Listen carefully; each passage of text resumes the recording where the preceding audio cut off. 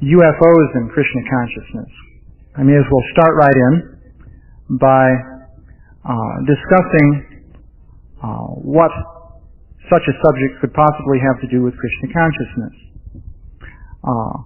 So I'll begin by talking about the Vedic picture of reality. What do we read about the layout of the universe and the different populations within the universe in the Vedic literature? And given the basic description that you find in Vedic literature, what would one expect to find in the modern observable world that might tend to confirm that or disconfirm it, or in some way shed light on the reality of the basic Vedic worldview? So I'll begin by giving a just brief synopsis of the Vedic description of the universe. What you have is a universe created by supreme intelligence. Of course, initial creator of this material universe is Lord Brahma, who's manifested from the lotus flower coming from the navel of Garbhodakshai Vishnu.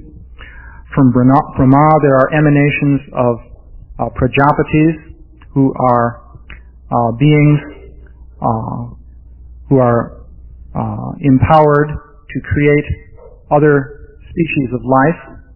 From the Prajapatis, various generations of species descend. There are 8,400,000 species of living beings within the universe.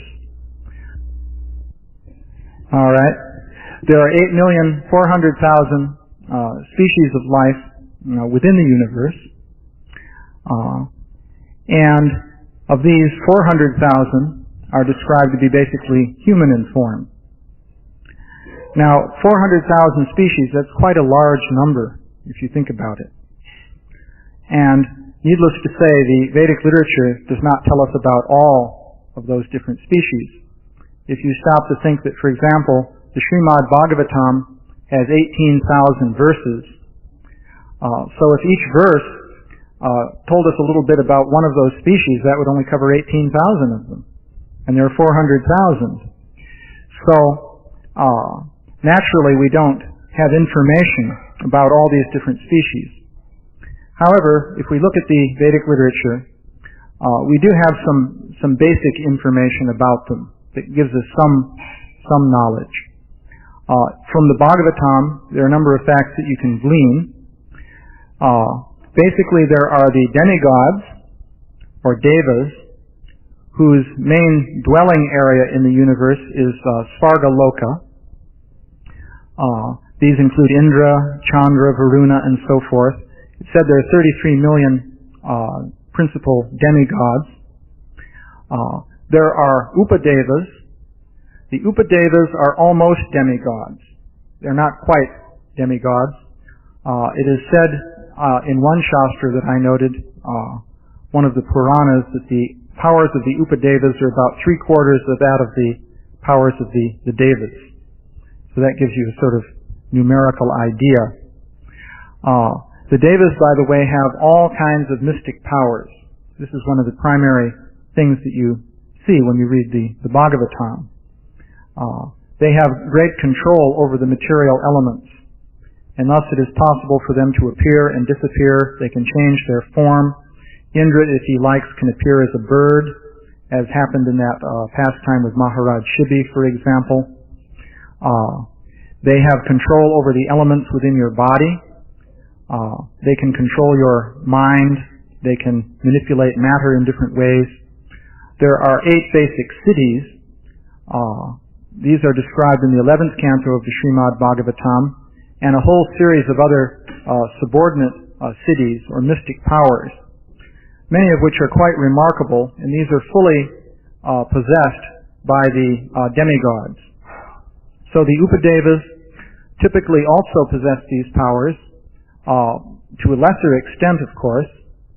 These include beings such as Siddhas, Charanas, Vidyadharas, and so forth.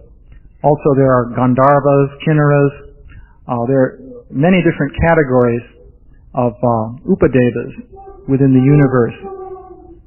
The living places for the Siddhas, Vidyadharas, and so on are described in the Srimad Bhagavatam. Basically,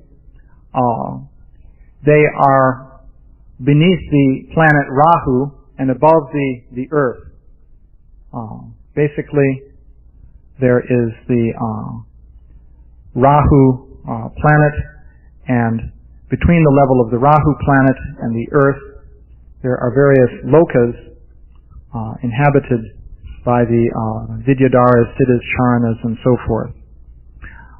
Beneath them, there are lokas occupied by more demonic grades of beings. Of course, there are three basic modes of nature: goodness, passion, and ignorance. The devas, or demigods, are predominantly in the mode of goodness. The daityas, demons, are in the modes of passion and ignorance.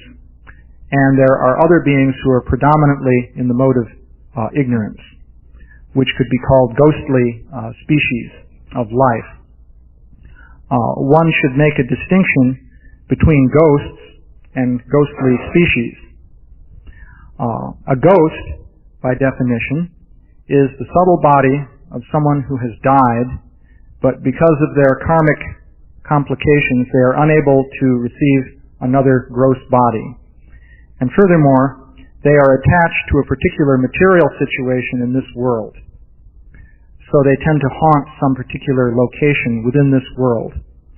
It is said that a person in this situation desires material enjoyment, but they are not granted a material body with which they can obtain these material enjoyments. So it's a condition of great suffering. That's the situation of a ghost. So the ghost is a body of mind, intelligence, and false ego. Typically, the ghosts are not able to do very much. They may be able to influence a person's mind slightly, and on some occasions, if they can gain access to a person's energy, perhaps because of some physical defect in the person, then they can throw some things around and create disturbances. And these are called hauntings or poltergeist effects and so on.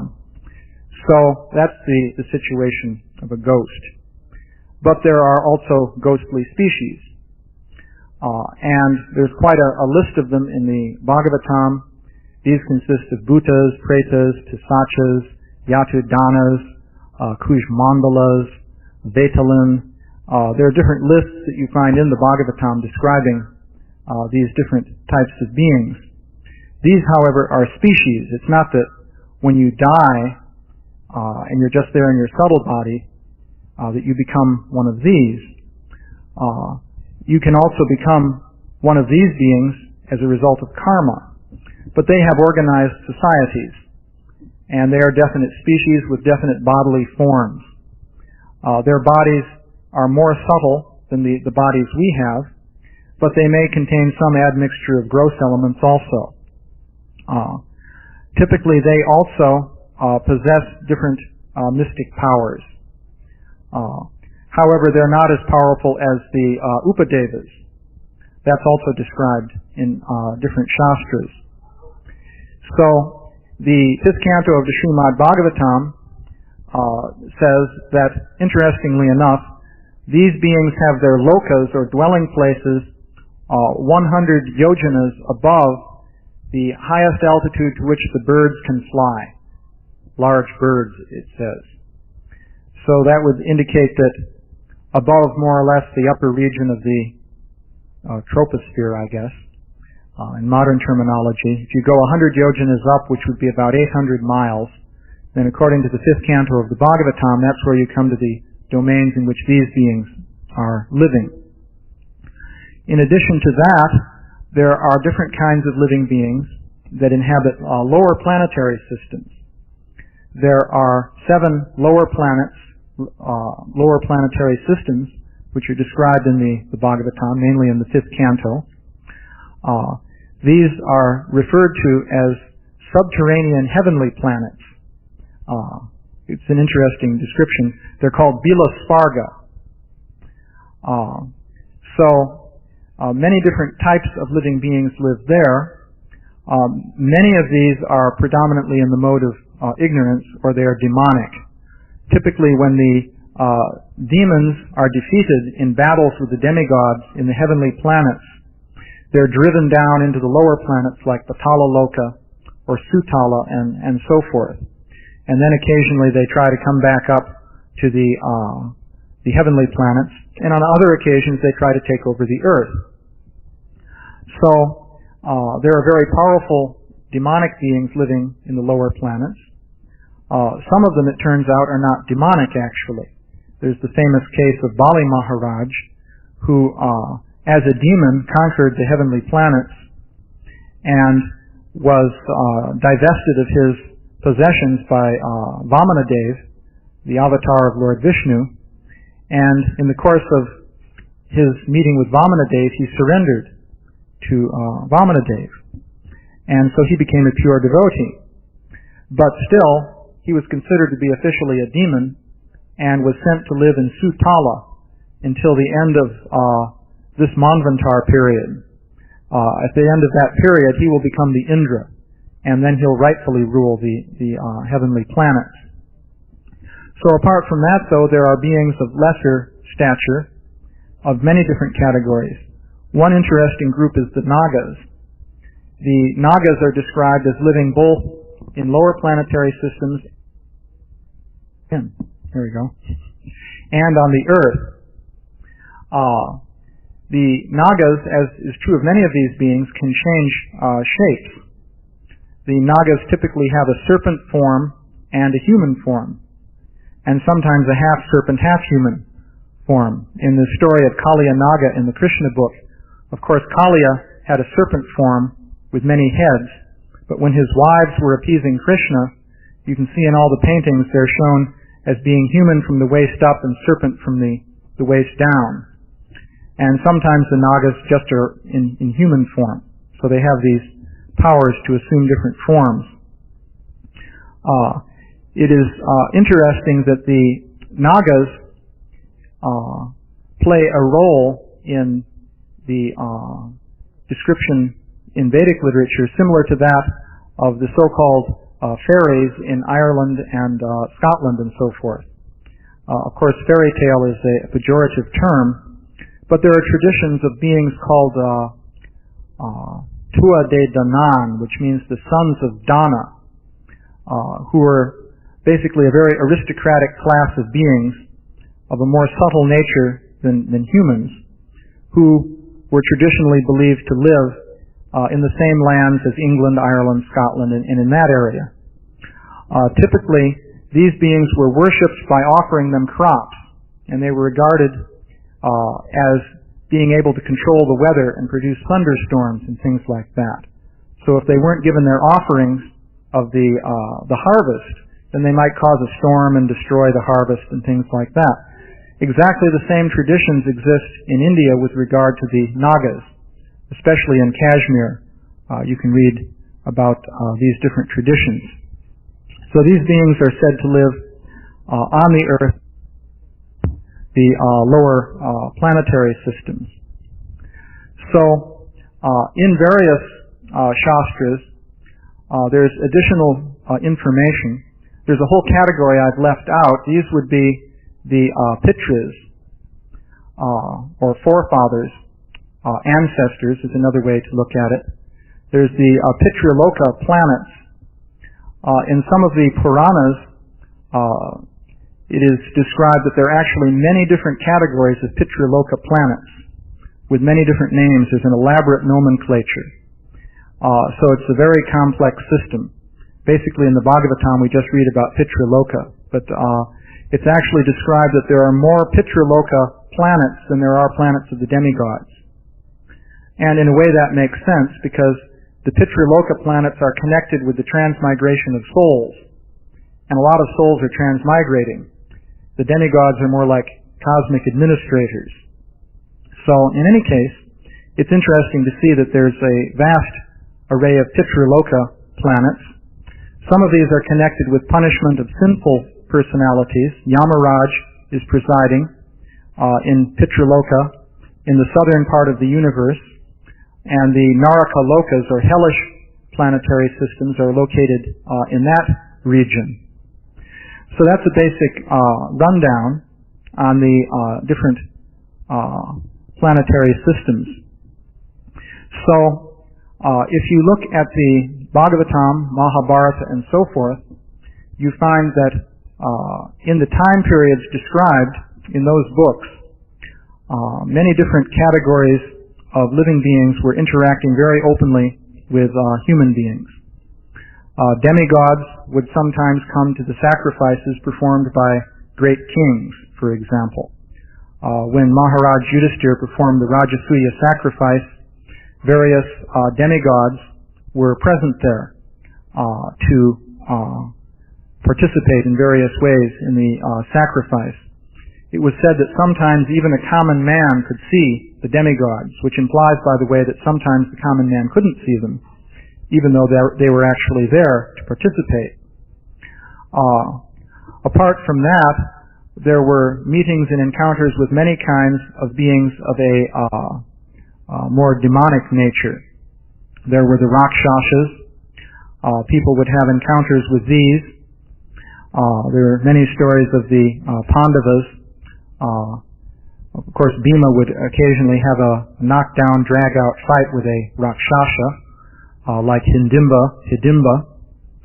And he also married the sister of Hidimba, and there was offspring from that named Gatochkacha, which indicated that human beings and Rakshasas could produce fertile offspring. In fact, this is a general concept. Arjuna was at one time abducted by a Naga woman named Ulupi. Arjuna was bathing in the Ganges at that time in preparation to engaging in a fire sacrifice in Haridwar. And this Naga woman came up behind him and pulled him down into the water. But she didn't pull him just into the water, she pulled him down to the Nagaloka kingdom. Her father was one of the kings of the Nagas. And in fact, there was offspring from that also. Arjuna had some son from that union. I believe it's described. Of course, demigods would also sometimes produce human offspring. The Pandavas are an example. Each of the Pandavas had as their mother Queen Kunti, and their fathers were different demigods. So that's a brief description. I would note, by the way, also that these beings described in Vedic literature are very often said to have remarkable flying machines, and called Vimanas, Vedic literature. A very prominent example of the Vimanas is the flying machine of Salva. Salva, by the way, was a human king, but this flying machine was built for him by Mayadanava, who is an inhabitant of the lower planetary system and is a famous technological wizard. So by the arrangement of Lord Shiva, Mayadanava constructed this spaceship, or whatever you may call it, for Salva. Apart from that, there are many descriptions of Vimanas. The demigods themselves are even called Vaimanika, which means those who travel in Vimanas. The Upadevas are typically described as having them. For example, the Vidyadharas, typically they're flying in Vimanas. The Gandharvas also. There's some of the Vimanas are sort of like single-seater vehicles, it seems. For example, one Gandharva was flying over the palace of Devahuti, and he saw Devahuti playing ball on the roof of the palace, and he fell out of his Vimana. He was so infatuated with Devahuti, so it seems as though maybe he banked too steeply and he didn't have his seatbelts on. So, on the other hand, the Vimana of Salva was huge. He had armies on board his Vimana, and he was dropping all kinds of things on Dwarka. It's interesting, by the way, that he was not dropping bombs like in World War II. He was dropping slabs of rock, tree trunks, poisonous serpents, and so on. So it seems he didn't have a technology for bombing.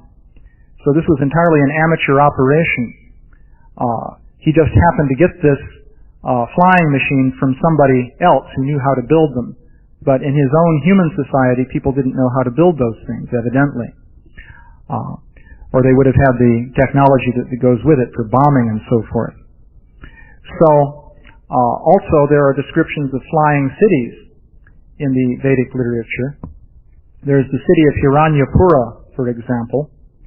Hiranyapura was occupied by different groups of Danavas, such as the Puloma and Kalikeya Danavas. And they would just travel around the universe in their flying city doing whatever they wanted. And they had a benediction from Lord Brahma that no demigod could defeat them. So, however, they did not have a benediction that no human could defeat them, because after all, humans are actually quite puny and insignificant. So, an arrangement was made by Indra for Arjuna to attack Hiranyapura, because of course he was technically a human, although he wasn't exactly human in his powers. And so Arjuna destroyed Hiranyapura with celestial weapons. So this is the basic. So if this is true, one can ask, well, what about the world as we experience it today? Now today the standard view of the world, which people are raised on, is that basically human beings are the only intelligent form of life which exists within the range of our senses. Scientists will argue that all of the planets in the solar system are uninhabited except for the Earth. Life cannot exist there. They speculate that if life could evolve on the Earth, then maybe it could evolve on some other planet, on some other star, but the probabilities are that this would be very, very far away from the Earth. And many prominent scientists, such as Carl Sagan, for example, have argued that interstellar space travel is not at all a practical consideration. There are limitations imposed by the speed of light and the theory of relativity and so forth. So practically speaking, we are alone in the universe as far as intelligent life is concerned. So, in contrast, the Vedic literature describes all these different forms of life, many of which live on the Earth or beneath the Earth in a subterranean region, or very close to the Earth, a few hundred miles up above the Earth's atmosphere, and so forth. So one natural question that you can ask is, well, if that is so, where are they? Now, this of course is the Kali Yuga. It's different from the Dwapara Yuga. It's described that the demigods do not manifest themselves before human beings here on the earth anymore during the Kali Yuga, because proper sacrifices for the demigods are not being performed. So they won't appear here. They still live here. Lord Chaitanya, for example, met Lord Shiva on Śrīla Hill in South India. That's described in the Chaitanya Charitamrita. And various other demigods were also living there, as described there. So, but they don't make themselves visible normally to human beings in this day and age. At least that's not the standard procedure. But there are many other categories of living beings, and there is no account indicating that they have ceased to be manifest or to live on the earth. In particular, there are beings in the mode of ignorance and so on and so forth. So, one prediction one could make based on the material in the Bhagavatam is that it would seem that there should be some interaction between human beings and some other form of human-like intelligent beings. But you wouldn't expect these, generally speaking, to be demigods or anything like that. That would be something you would expect based on the Vedic literature. Now, Śrīla Prabhupāda has not said very much about this kind of possibility. He has said something, though. One comment that Śrīla Prabhupāda made, I think this devotee Madhu Visa was asking Śrīla Prabhupāda about UFOs and so forth. So he said in a letter to him, your second question about spacemen from other planets, it is stated in the Vedic literature that there are many planets where the inhabitants are more advanced than the inhabitants of this Earth planet. So it is not unlikely that such people may have developed space-traveling methods. They occupy higher posts in the creation of the Lord, and so they may be considered as demigods in the same way as the president is especially empowered by the nation. But this does not mean that such spacemen are necessarily carrying the messages of the Lord, just as the business of the state employees is not to act as the state representative, but he acts in his particular job. So that's an interesting statement. So all Śrīla Prabhupāda is saying there is that such things are possible. It is not unlikely that such people may have developed space-traveling methods. But there's the interesting point that he makes, that this does not mean that such spacemen are necessarily carrying messages of the Lord. That could be highly relevant. So, now, that is the introduction concerning the Vedic worldview. So, what I'll refer to now is the topic of UFO phenomenon. Say a few words briefly about that, and then relate the two topics to one another. The basic theme of with regard to the UFO phenomenon is that people, since the late 1940s, have been reporting some kind of beings traveling about in the atmosphere of the Earth with some kind of unusual vehicles. And people report meeting these beings and having different kinds of encounters with them and so forth. A number of interesting points can be made. First of all, this is considered to be a very disreputable topic in many circles. And there are reasons for that. I can go into a number of the reasons. Part of the reasons have to do with the uneasiness that is produced in people of the modern outlook on life at the thought that some other kind of beings may exist which could be equal to ourselves or superior to ourselves in intelligence and in power to manipulate the material energy. Such beings pose a threat, naturally. Lower animals that are less intelligent than ourselves naturally do not pose any particular threat. But if someone is of equal or greater intelligence, then they could create problems. So there is a tendency for the idea that such beings may exist to create uneasiness. Part of the history of the UFO phenomenon is that there have been interactions between people in the military and different beings flying around in unusual vehicles. There's a very extensive history involved with this. Once again, just to sum up the gist of it, the indication is that for many years, people in the military have had encounters with flying machines that can completely outperform their own military airplanes. And this, of course, would create considerable concern among the military.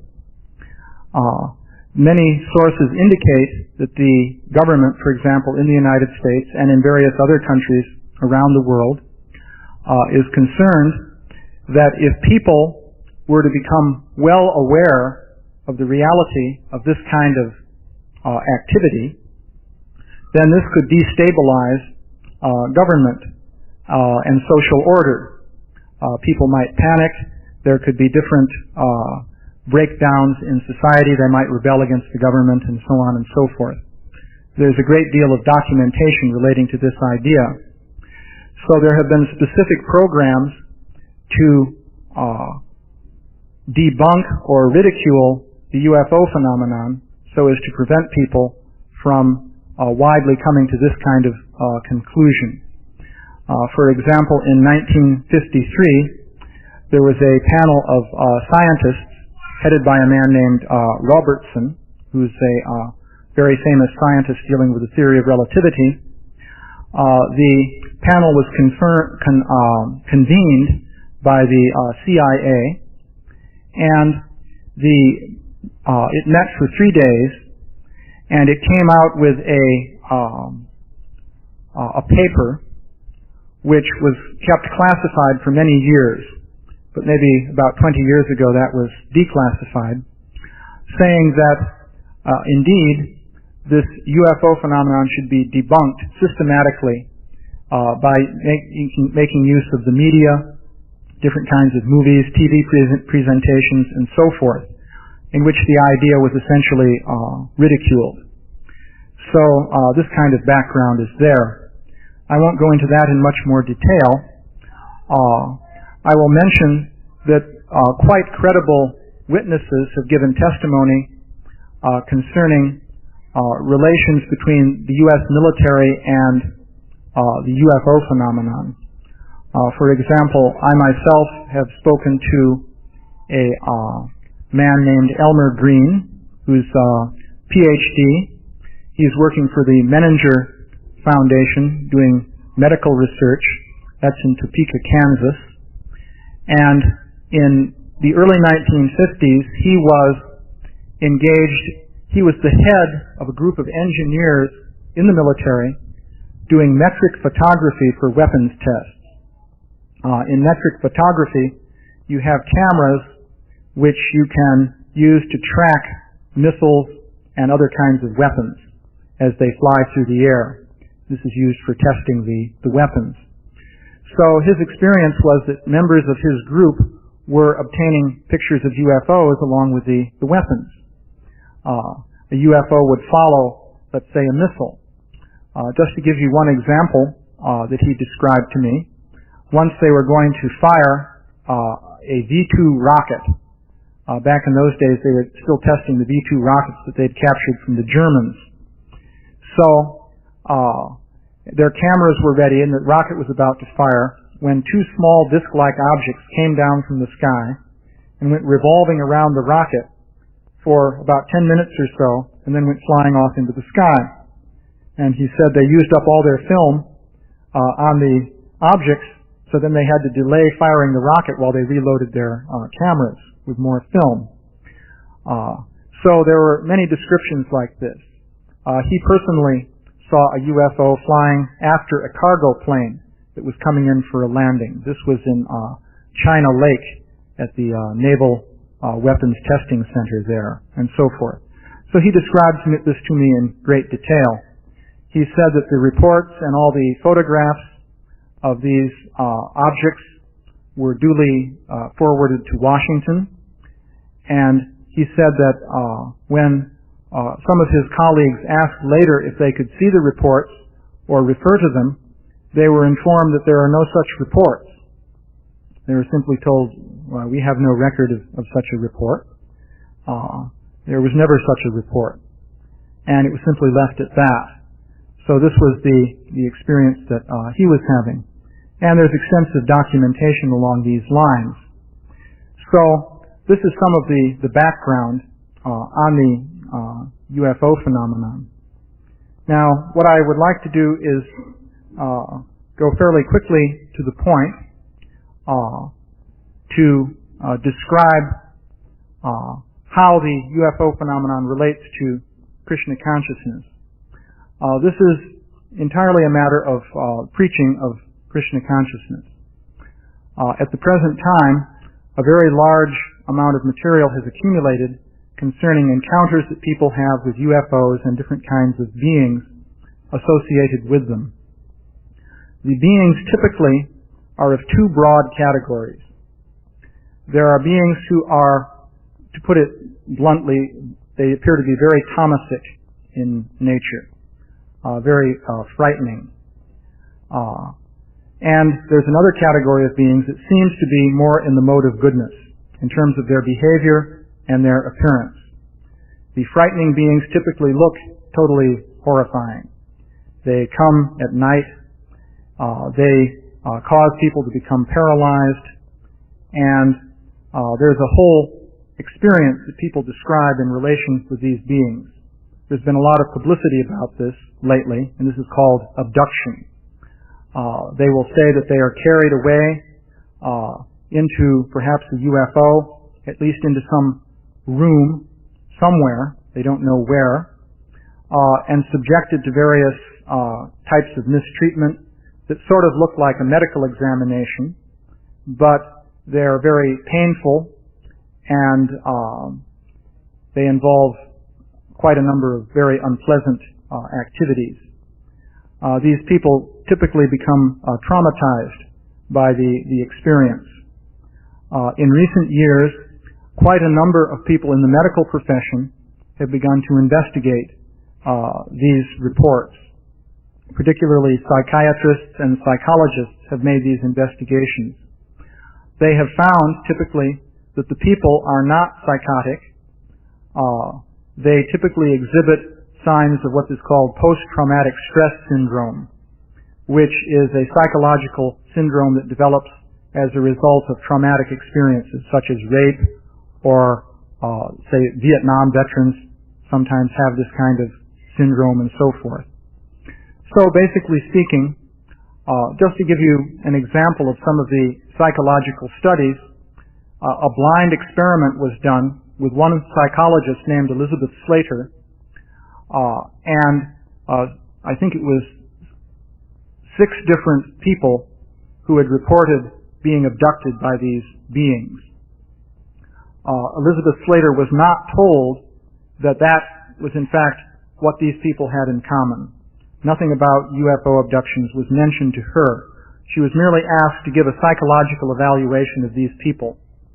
She performed the evaluation, concluded that they were all perfectly sane. These were people, by the way, in a number of walks of life. One was a New York corporate lawyer, for example, a woman, career woman. Another was a secretary. One was an artist. I think someone was an engineer. Variety of different backgrounds. These were all very respectable people. They were not nutty in any way. They did not have unusual occult interests. They were quite run-of-the-mill, actually. And they were certified by her to be perfectly sane, but she observed this post-traumatic stress syndrome type manifestation in them. When she was informed that what they had in common was that they had been carried off by strange little men and subjected to tortures of different kinds, she was totally shocked. And she said that according to her previous training and understanding of psychology, people who would tell stories like that would have to be strange psychotic characters given to fugue states and schizoid experiences. So this is one example of the studies. Recently there's a professor of psychiatry at Harvard University named John Mack, who is taking these experiences very seriously. So these are experiences in which people claim to meet a kind of being which is, as I say, frightening in both in appearance and behavior. These beings typically exhibit what would appear to be the equivalent of different mystic cities described in Vedic literature.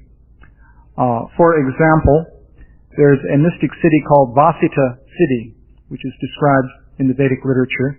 It is a power of hypnosis by which one can control the mind of someone else at a distance. Śrīla Prabhupāda commented that sometimes a yogi acquires a small degree of this Vasita city power, and he comes among the people, convinces them of some unreal thing, takes away their money, and then leaves. The beings who engage in these activities appear to exhibit a power like that. They can control the minds and bodies of the the people who are having these experiences. Another feature is the Lāgima Siddhi. That is the power to nullify gravity. And these beings are very frequently described as floating through the air. So sometimes when they take people with them, they cause them to float through the air also. There are many accounts like this, and many quite responsible people have given testimony to this effect. I'll just mention, for example, there was one Air Force officer named Moody. I forget his first name now, but he was a member of an elite force in which very careful psychological screening was used to eliminate any kind of unstable personality from that military group. He had an experience of an encounter with these kinds of beings, and he made the comment at one point that, I hope nobody sends for a straitjacket for me, but those beings did not walk, they floated. That was his description. He saw them floating across the ground coming towards him. There are literally hundreds of accounts of this nature. So that corresponds, though, to a mystic power described in Vedic literature, which is the Lāgima Siddhi. It gets worse than this, however. These beings are described to come through walls. Now, this is where one begins to think of ghosts and things like that. Something insubstantial that can come through a wall. But that is also described in these accounts. It's a very standard description. There is, by the way, just to give another reference for credibility, there's a history professor named David Jacobs at Temple University in Philadelphia who has written a book called Secret Life. He studied a large number of these cases. And he, by the way, is pretty much of a materialist in his views. He makes that very clear in his account. It's, by the way, respectable to be a materialist, especially in a university these days. So he's a respectable man. And he affirms that these beings tend to come through the walls.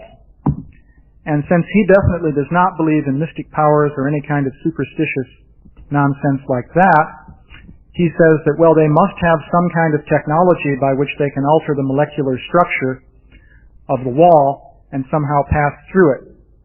It's just a very advanced technology. After all, just think to a savage tribesman, radio and television and airplanes would seem magical. So likewise, these things seem magical to us. That is the way he reconciles himself to these things. It is interesting, though, that these correspond to Vedic siddhis also. In the Krishna book, for example, we have the story of the abduction of Aniruddha. The story, of course, there is that Usha, of course, dreamed of this beautiful young man. Usha was a very protected princess. She was in the castle of Banasura, and there were no easy ways in there to get at her. But Chitralekha, her mystic yogini girlfriend, traveled through the ether. Śrīla Prabhupāda, whenever he refers to this, he calls it traveling in outer space. But the space in question is the ether. And actually the ether is everywhere right here. It's not that it's just way out beyond the atmosphere. So Chitralekha could travel through the ether or through outer space, which, as far as I can understand it from the different descriptions in the Vedic literature, means that ordinary matter would cease to be an obstacle, and she would just be going through the space. It's as though you can ignore everything that's in the space and just go through space to another place, which means you could travel through walls, trees, or whatever was in the way. At the other place, you come back into the normal state of existence, and it appears that you've passed through matter. So she picked up Aniruddha without waking him up and took him back into the palace, into the quarters of Usha, and then of course they had an affair there, which was very disturbing ultimately for Banasura, the Usha's father, when he found out about it. So that's an example of this kind of mystic power in the Vedic literature. It is possible also in Vedic literature to go through walls and so forth. Interestingly enough, in the 11th canto of the Bhagavatam, there's a description of a mystic power called Mano Java. Krishna is describing the different mystic cities to Uddhava.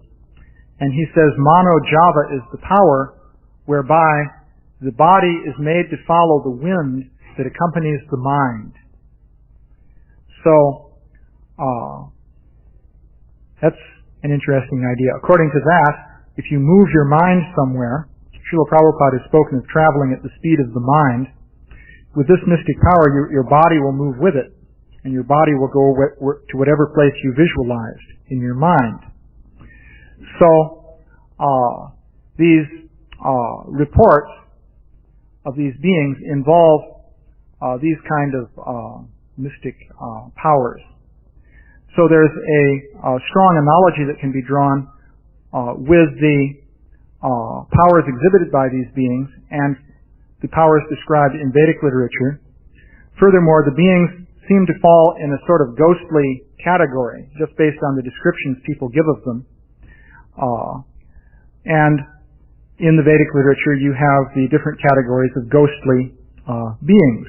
As I say, these are not ghosts, but they are beings of a ghostly nature that tend to be predominated by tamagun. These, by the way, are described in great detail in the Vedic literatures that relate to Lord Shiva. This makes sense, because Lord Shiva is Bhutanath, so he's specifically concerned with those beings. For example, in the Vayu Purana, 18 different kinds of Bhutas are described, and their bodily forms are described. They have a great variety of different bodily forms. And then 16 categories of pisachas are described with all the details of their bodily appearance. So, still that's a long way to go to get all 400,000 types of species. So, the basic idea then, with regard to this UFO phenomenon in the Vedic literature, is that this can be used for preaching Krishna consciousness. A lot of people now are taking these phenomena seriously. Many books have been written on the subject. At the present time, there are all kinds of TV specials dealing with this subject matter. As I say, professional people like psychiatrists and so on are involving themselves with it. So the interest is there, and one can take this material, compare it with the material in the Vedic literature, talk about the Vedic picture of reality, and say that this basically confirms the Vedic picture of reality, and it provides a forum then for talking about the Vedic picture of reality as something real. Apart from that, one can just say, well, on faith, one should accept that these things are true, but it really becomes a matter of a leap of faith. One lives in the world of modern experience, in which we are the only intelligent beings that we know of on the planet, or within many, many light years of here. So one can consider on the basis of faith that, well, maybe the universe really is, or at least maybe at some time was, as described in the Vedic literature.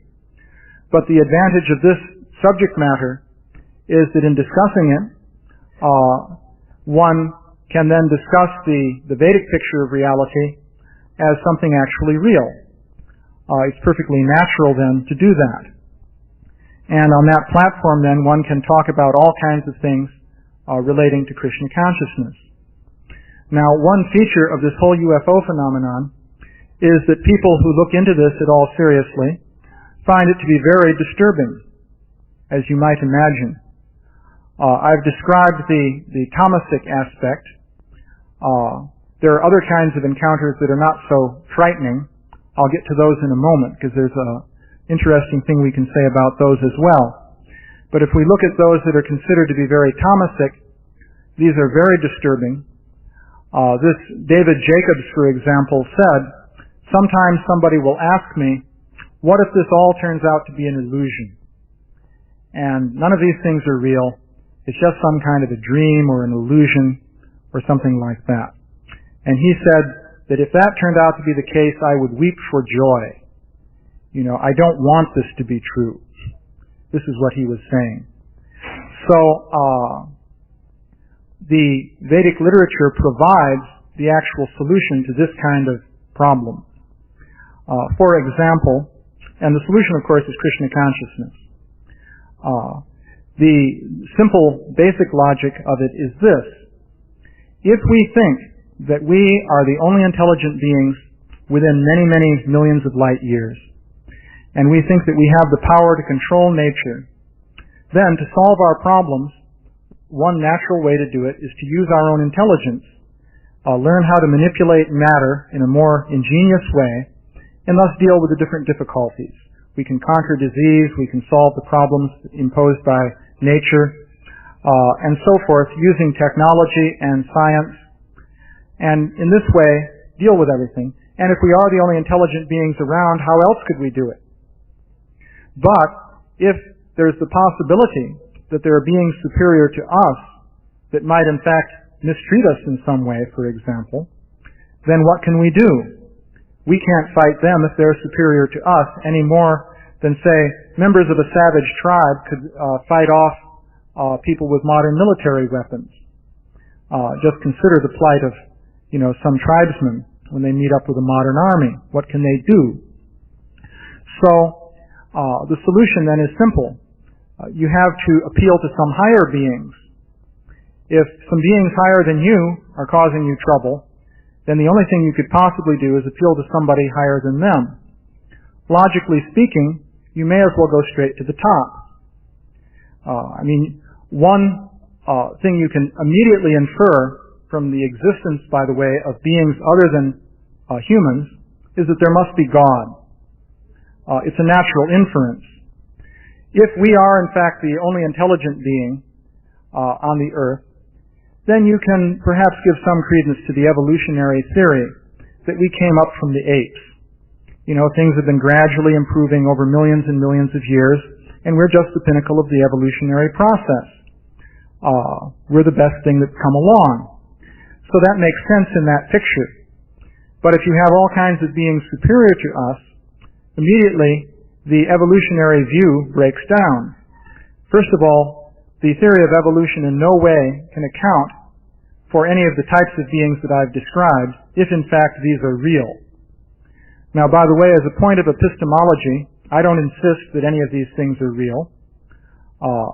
It's perfectly all right for me if this is a species of folklore that has now emerged within modern consciousness for some sociological or psychological reason. That's perfectly all right. But a lot of people are taking it seriously, and Vedic literature says that such beings are real. Whether people are actually experiencing that now or not is another thing, but certainly they're reporting experiences which enable you to talk about this subject matter in a very serious way.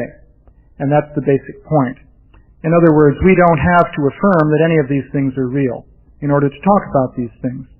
In this book that I wrote, in the introduction, I said, in fact, I gave the advice that for some people, the best way to look at this is a study of folklore.